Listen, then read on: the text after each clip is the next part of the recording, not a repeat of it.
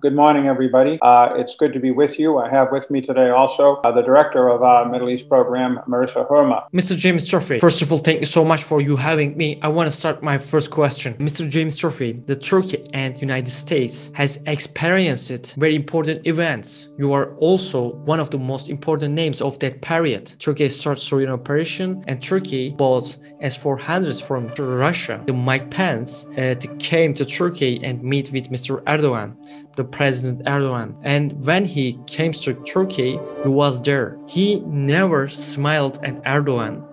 And I think this is historic times. It is historic meeting for Turkey and United States relations. What happened at this meeting, Mr. James Joffe? What happened? And why was he so nervous? What did you talk at this meeting? The American delegation that's coming here, are you worried about it? Will you be seeing them? Amerikan delegasyonu geliyor, bunun için endişeli misiniz? Yok, niye endişeli olduk? Why would we concerned about it? What will you be saying to them? Onlara neler diyeceksiniz? Ben dimdik ayaktayım, ben onlarla görüşmeyeceğim. And I told that to President Erdogan. I said, don't hurt any of our people get hurt, big trouble. I've told Turkey that if they do anything outside of, they could suffer the wrath of an extremely decimated economy. Sure. I was not on the plane with Vice President Pence because I was on an earlier plane with National Security Advisor O'Brien. We went out a day early to prepare for the meeting with President Erdogan. I would have to say I spent almost 3 hours with President Erdogan, Vice President Pence, and your National Security Advisor, Ibrahim Kalin, going over the issues related to Northeast Syria. I found Mike Pence to be very open with President Erdogan. Both of them smiled a lot in the actual meeting. And as you know, we got an agreement that all in all, 15 months later is holding, and it has contributed, I think, to stability in Northeast Syria, the fight against Daesh, the protection of Turkish security interests, and the overall return to stability in Syria as a whole. And thus it's a good thing, and I'm happy I participated in it. United States Department gave a statement about Turkey, and they say that United States and Europe, they also agreed to work together on issues of mutual concern, including China and Turkey. What do you think about this statement, Mr. James Joffe? Is Turkey much closer to Russia because of these descriptions? And why Biden administration is making very strong statements against Turkey? What do you think about Well, that? that's one of the questions that not only Turkey, but Israel, Egypt, and Saudi Arabia is wondering, are we part of the alliance system or not? It is important that the United States and the European Union coordinate on Turkey. Turkey is a key ally to both of us for actions throughout the NATO European sphere, particularly vis-a-vis Russia and also in the Middle East. I don't think anybody sees Turkey as an ally of Russia. Certainly, I know the Russians do not, from having talked to them and having seen what happened to Russian or Russian-supported forces in the last year in the Idlib region of Syria, Tripoli and Libya, and in Nagorno-Karabakh. But Turkey is pursuing an independent foreign policy that has created frictions primarily with the Europeans in the Eastern Mediterranean and more ideologically with some of the Arab states, most notably the Emiratis. The main American problem with Turkey is the S-400 purchase. There's no way that relations will improve dramatically until that is fixed. That's simply the reality. I've made that point. Everybody else in the last 3 administrations has made that point. Mr. James Joffe, what do you think will be differences between the Biden administration and the Trump administration? For example, the Trump administration always delayed or imposed the sanction to Turkey. First delivery of the S-400 system was flown into the Murted Air Base near the capital Ankara. Oyunu Sayın Trump'ın bozması gerekir. Has been held for nearly 2 years. Local Christian community. President of the United States called on the President of Turkey to stop the invasion. The government of Turkey informed my administration that they would be stopping combat.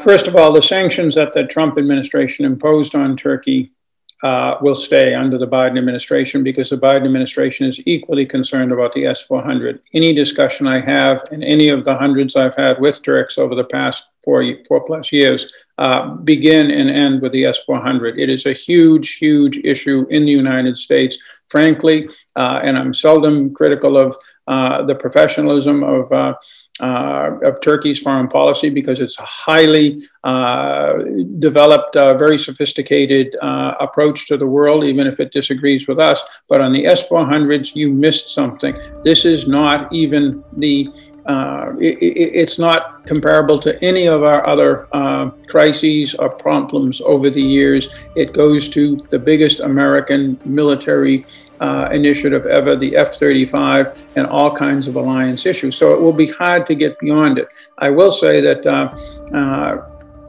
President Biden knows President Erdogan. They had a good number of meetings. At times, they worked very closely. You'll remember President Biden's comment in 2016. Mr. Prime Minister, you and I have known one another for a while. As I said to you the first time we met, I have great faith in your leadership. Urging the PYD to move back across the Euphrates. That led eventually to the Manbij Agreement in the Trump administration. So he understands the issues. He'll listen to Turkey.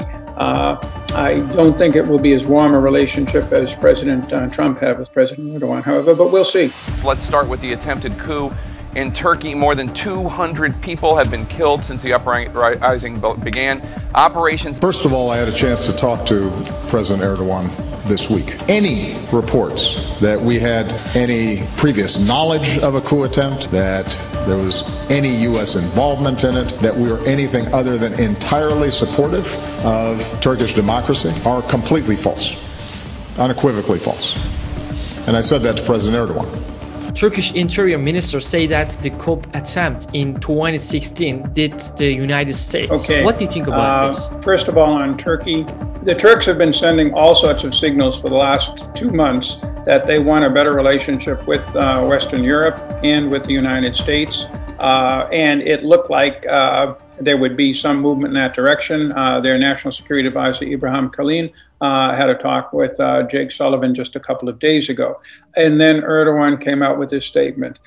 We here in the United States have had some experience with leaders who sometimes get afoul of their own foreign policy thrust. That's how I would look at this. The Turks across the board are suspicious of the United States on 2016. First, I have to say I was out of government, but I was involved with the government, U.S. government on the reaction to this. Of course, there was no U.S. role, and the State Department came out with a very terse and curt statement saying exactly that. But the Turks believe that for two reasons. One is the perpetrator of it is Fethullah Gulen.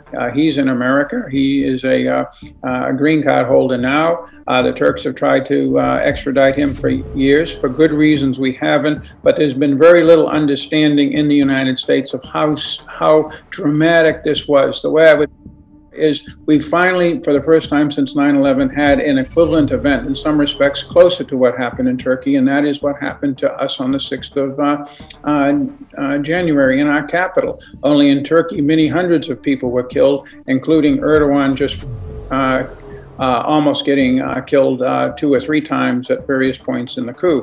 So they take that very sensitively. I think, as everybody knows, the Obama administration was slow getting off the dime in condemning the coup and reaching out to embrace Erdogan as a democratic leader who was threatened. Some people, including then Secretary Kerry, immediately reacted to the authoritarian crackdown that the Turks launched rather than the coup itself. So there's a lot of hard feelings there, and Erdogan reacts to this. I hope this is a blip.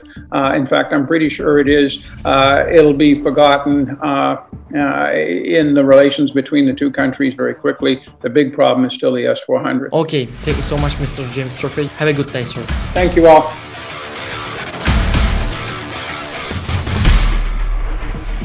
Amerikan Başkanı Trump Türkiye'yi ekonomisini yerle bir etmekle tehdit etti. Yani nihayetinde bir savaşa giriyoruz. Türkiye tehditlerle hareket edecek bir ülke değildir. Ben Trump geldiği zaman konuşurum.